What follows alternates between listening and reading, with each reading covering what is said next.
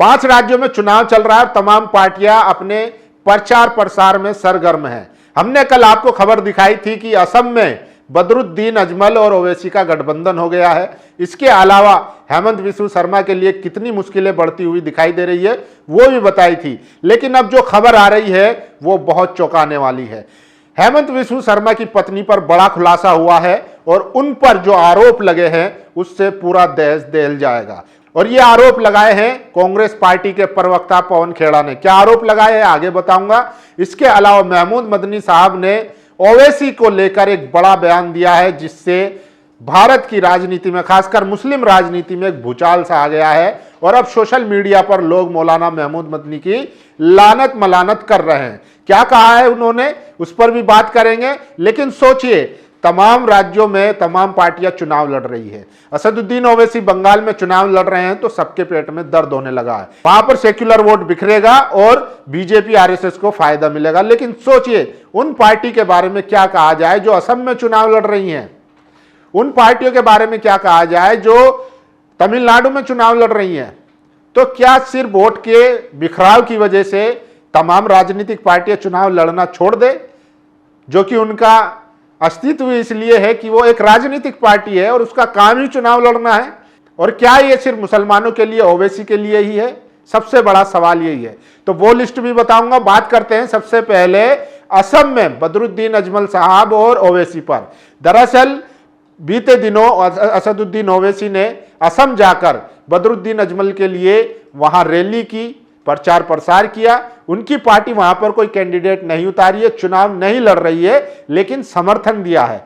क्योंकि बदरुद्दीन अजमल साहब जो है वो पहले ही कह चुके थे कि अगर ओवैसी आकर असम में हमारा समर्थन करते हैं, प्रचार करते हैं, तो इससे हमारी पार्टी को फायदा मिलेगा। देखिए, आपको पता है कि असम में मुसलमानों के साथ क्या स्थिति है, वहां पर किस तरीके से, खासकर जो बंगाली भाषी मुसलमान हैं, किस तरीके से उनको प्रताड़ित किया जा रहा है, वो सबके सामने है।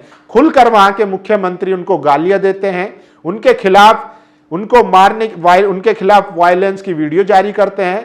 सोचिए, तो ऐसे में तमाम जो जमात हैं, जो मुस्लिम जमातें हैं, वो खामोश रहती हैं। लेकिन जैसे ही चुनाव आता है तो ये अपनी काबिलियत जो है दिखाने लगते हैं। अब जो खबर आई है वो बहुत ही निराशाजनक है, खासकर मुस्लिम समाज के लिए। सोचिए, जमीयत उलमाए हिंद के मौलाना महमूद मदनी ने एक लेटर जारी किया है और बदरुद्दीन अजमल जो जमीयत उलमाए हिंद के मेंबर हैं उनको शोकॉज नोटिस भी दिया है। और सवाल किया है कि आपने एक कम्युनल पार्टी से कैसे गठबंधन कर लिया, यानी कि वो असदुद्दीन ओवैसी की पार्टी को कम्युनल पार्टी कह रहे हैं और साथ ही साथ बदरुद्दीन अजमल साहब से जवाब मांग रहे हैं। सोचिए, ये मौलाना महमूद मदनी वो हैं जो अभी बीते दिनों जिहाद की बात कर रहे थे, जिनके चचा तालिबान के मंत्री का स्वागत कर रहे थे।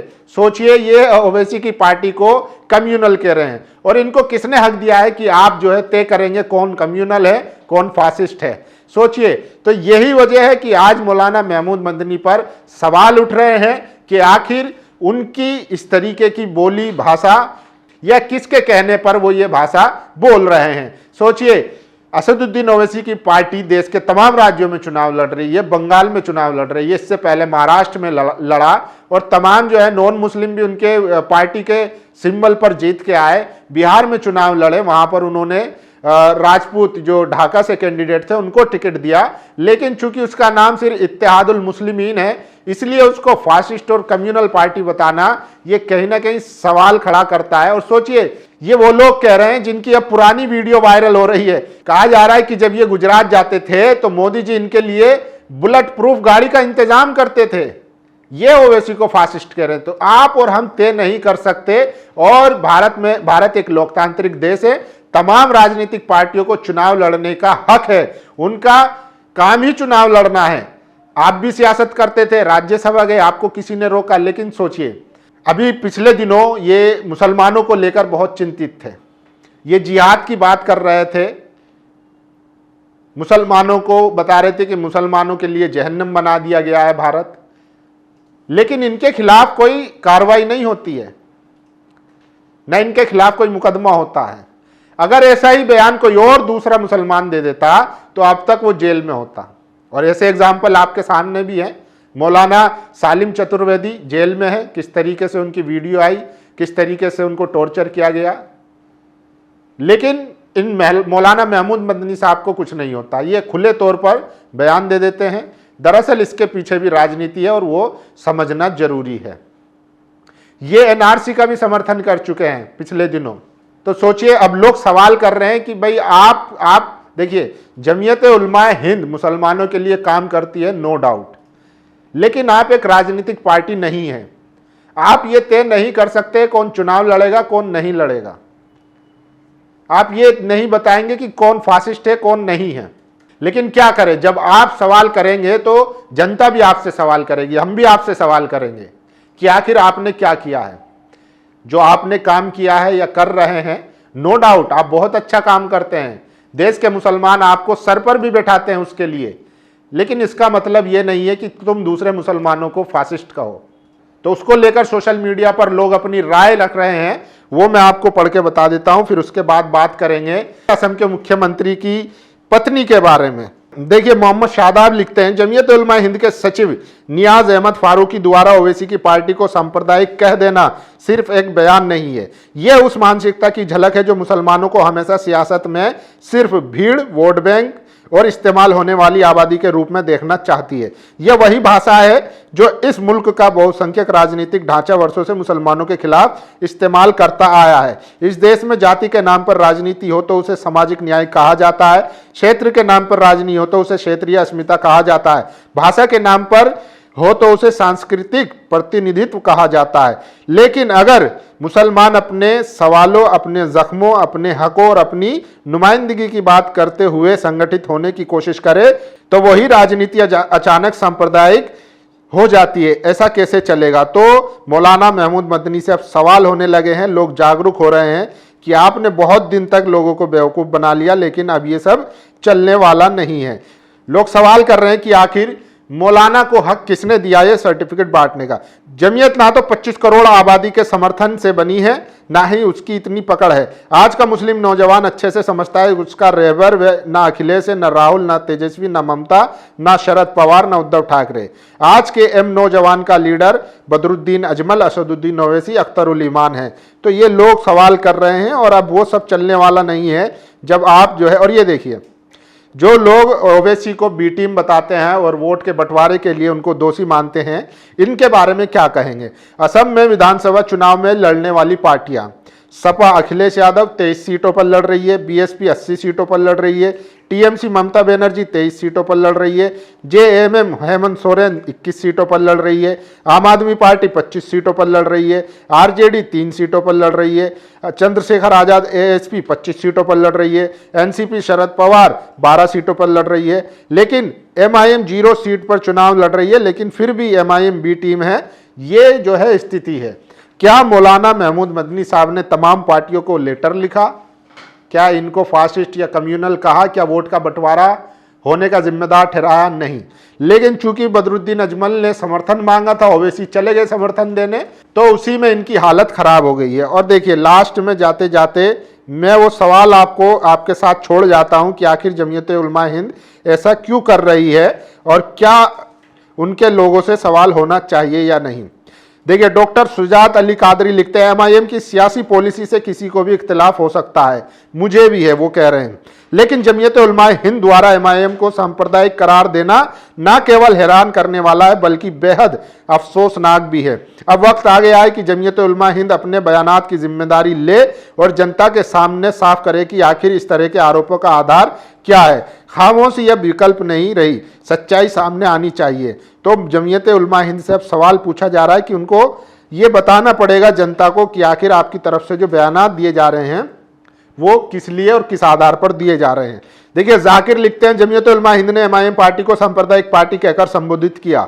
7 AUIDF चीफ जनाब बदरुद्दीन अजमल साहब को एमआईएम के साथ गठबंधन करने पर नोटिस भी जारी कर दिया। ये पत्र कहां से लिखकर कॉपी पेस्ट किया गया इस पर बात नहीं करूंगा, लेकिन इतना कहने में कोई हर्ज नहीं है कि जमीयत उलमा हिंद द्वारा ओवैसी की पार्टी एमआईएम को सांप्रदायिक पार्टी करार देना घोर निंदनीय है और सवाल खड़े करता है। जमीयत उलमा हिंद ने हजारों काम ऐसे किए जिनके लिए दिल में इज्जत है, सम्मान है और हर व्यक्ति के दिल में जमीयत के प्रति इज्जत व सम्मान होना भी चाहिए।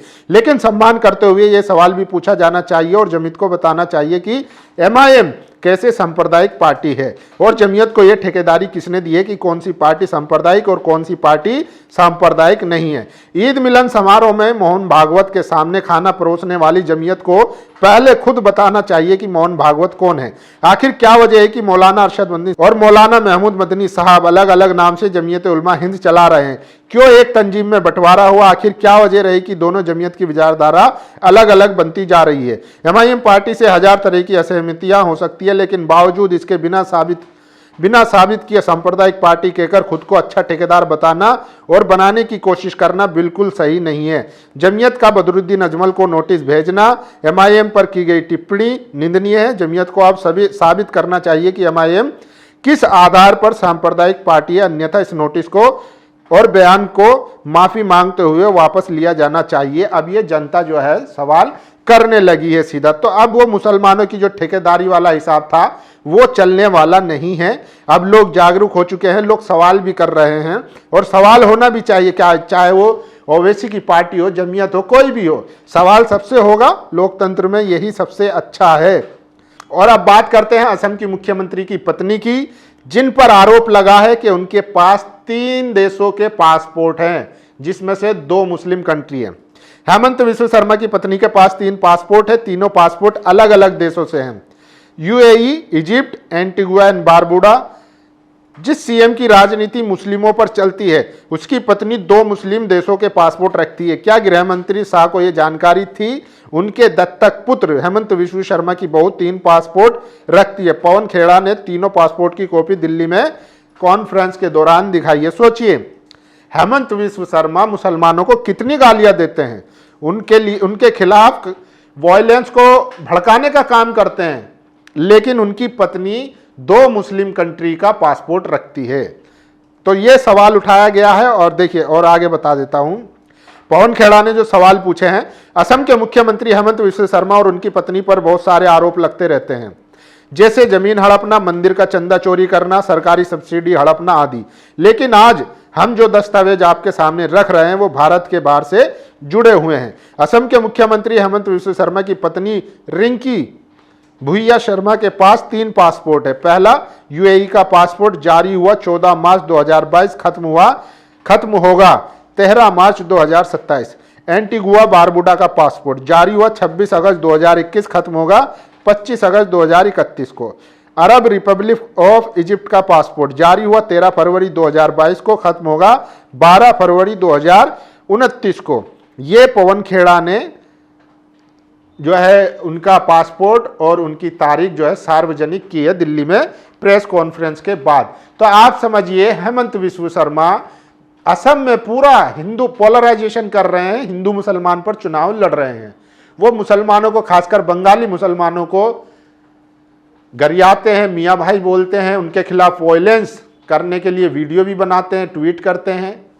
लेकिन उनकी पत्नी 2 मुस्लिम देशों के पासपोर्ट रखती है। अब सवाल ये उठता है कि भारत में डुअल सिटीजनशिप जो है अब वो गैर कानूनी है।